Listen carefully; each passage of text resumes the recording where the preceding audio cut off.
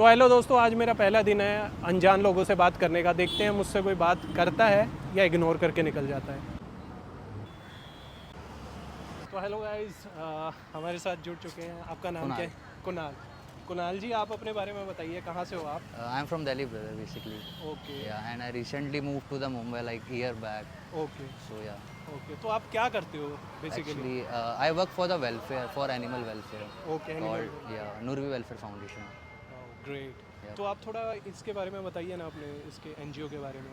Actually, we are the non-profit organization of the Maharashtra, like, and we work for the different causes for women empowerment, stray animals, and child education. Okay. Yes. ओके। So आप basically Delhi में कहाँ से रहने वाले हैं? South Delhi proper, Devli Khanpur. Okay. Yes, इससे पहले yes. आप किसी और एनजीओ के लिए भी काम करते थे? Yeah, I used to work for the MSF, Doctor Without Borders. It's an international independent organization. Okay, Yes. That's great.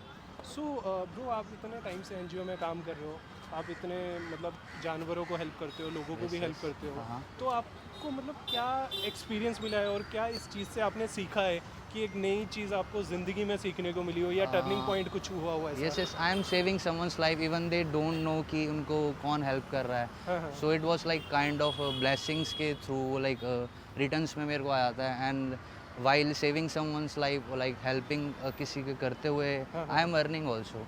तो like मेरे को अच्छा लगता है. Even I love traveling and interacting with new peoples ना. So मेरे लिए same अच्छा है. लाइक अपन एक दूसरे से कर रहे हैं। Yes, yes, बिल्कुल same same. सही है, सही है। Yes, brother. तो ब्रदर, आपका कुछ ऐसा मतलब टाइम पीरियड रहा है, या आपका ऐसा कोई मोमेंट रहा है कि बहुत ज़्यादा दुख हुआ हो या रिग्रेटिंग मोमेंट हो कि मेरे को यार ये चीज़ ना होती लाइफ में तो आज कुछ लाइफ और होती? हाँ yes 3 years back I lost my mom. तो उन्होंने सुसाइड कर लिया था. तो शी वांट कि लाइक मैं दूसरे स्टेट्स में जाऊँ, लाइक स्ट्रगल करूँ, बट एज अ लाइक अच्छी फैमिली से बिलोंग करके. तो वो एक होता है ना ऐश ऑन डैडीज कैश वाला सीन. तो मैं वो थॉट था उस टाइम पे, but when I lost her उसके बाद से थोड़ा स्ट्रगलिंग पीरियड स्टार्ट हुआ. तो अब अच्छा लगता है, बट आई रिग्रेट कि मम्मा के होते हुए ये सब मैं कर रहा होता तो उनको एक एटलीस्ट प्राउड होता. But she is still with me. तो मेरे को होप्स हैं कि जहाँ पर भी हैं वो सेफ़ रहें, एंड मेरे को ब्लेसिंग्स करते रहते हैं वो. हाँ ब्रो, ये Yes, तो है। yes. आपके मम्मा बहुत प्राउड कर रहे होंगे बिल्कुल और बिल्कुल. आपको ब्लेसिंग भी दे रहे होंगे। और खैर यार, ये चीज़ मैं फील कर सकता हूँ, बहुत बुरी होती है। तो Yeah. आप अपने बारे में और बताइए कि आप लाइफ में और आपका क्या गोल है, क्या अचीव करना चाहते हो या क्या पाना चाहते हो ऐसा? सो टू बी ऑनेस्ट, एक्चुअली हम स्क्रीनिंग पर हैं तो मेरे को बोलना तो नहीं चाहिए. आई ड्रॉप माई स्टडीज़. लाइक मेरे ऊपर हमारा सर्कल जो था मेरे एरिया का, तो हमारा area is not good. Like Delhi आपको पता है सेफ़ बिल्कुल भी नहीं है. तो मेरे ऊपर एक केस कर हो गया था मेरे पे, लाइक मर्डर केस में मेरे को इन्वॉल्व कर दिया गया था. ओके। सो मैं I went to prison when I was just 16. Okay. So I celebrate my birthday. क्या सेलिब्रेट मतलब जब मैं व्हेन आई टर्न 18 ना, सो आई वाज इन प्रिजन. तो उसके बाद मेरा थोड़ा सा ब्रेन वॉश हुआ, माइंड वॉश हुआ. तो मैंने स्टडीज़ अपने कंटिन्यू नहीं करे. दैन उसके बाद थोड़ा लाइक मेरे सपोर्ट्स के फैमिली बैकग्राउंड्स की वजह से, so I went to SDM office. तो सिविल लॉ कर रहे, मतलब लॉयर के अंडर में काम कर रहा था, लाइक जो डॉक्यूमेंट्री वर्क्स होते हैं ना, जैसे रजिस्ट्री वगैरह करवाना.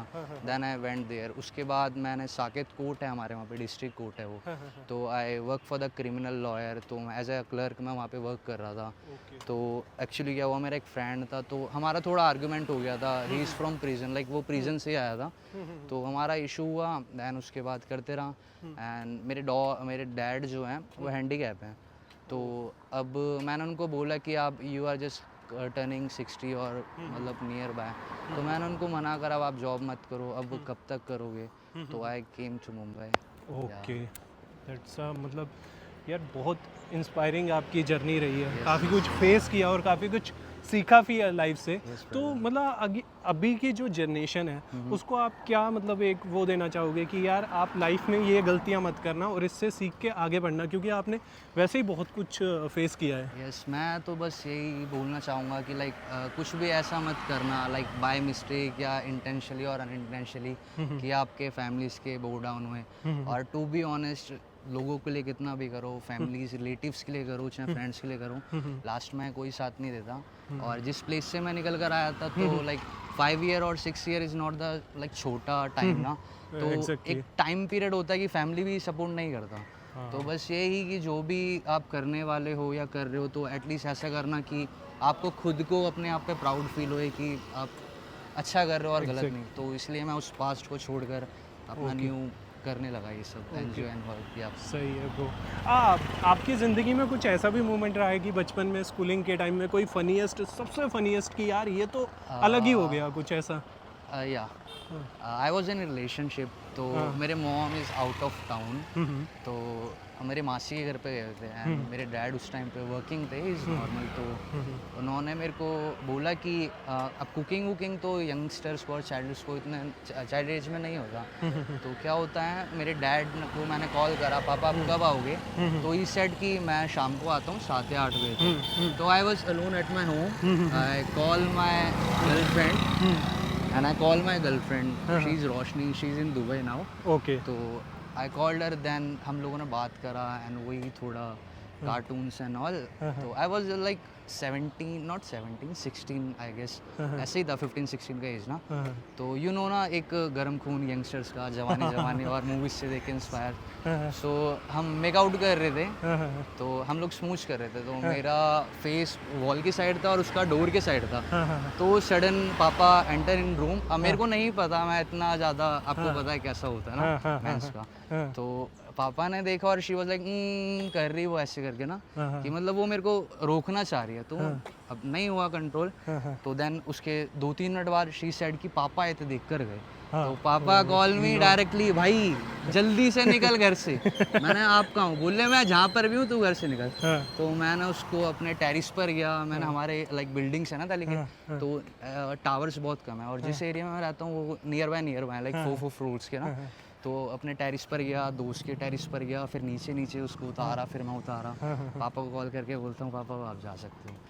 एंड देन थोड़े दिनों बाद मम्मा जब आए तो हम टेरिस पे थे, सेम सिचुएशन। तो ये सबसे एम्बैरेसिंग मोमेंट और सबसे मोमेंट यही है। ये फनीएस्ट मोमेंट भी रहा है। ओके ब्रो, बहुत बढ़िया लगा आपसे मिलकर। आप प्लीज़ अपने एनजीओ का नाम भी बता दीजिए। और नुरवी वेलफेयर फाउंडेशन। हाँ, और प्लीज़ आप इनको सपोर्ट कीजिए क्योंकि थैंक यू सो मच। काफ़ी लोग हैं कि एनजीओ हाँ नो डाउट चला रहे हैं, वो सारे लोग हेल्प भी कर रहे हैं, लेकिन ये जाके हर किसी से बात करना और स्ट्रेंजर से एक बात करना, अंदर एक हेजिटेशन रहती है, जैसे मेरे भी अंदर है, क्योंकि मैंने खुद ने ये चीज़ें शुरू की है, अभी जस्ट शुरू की है।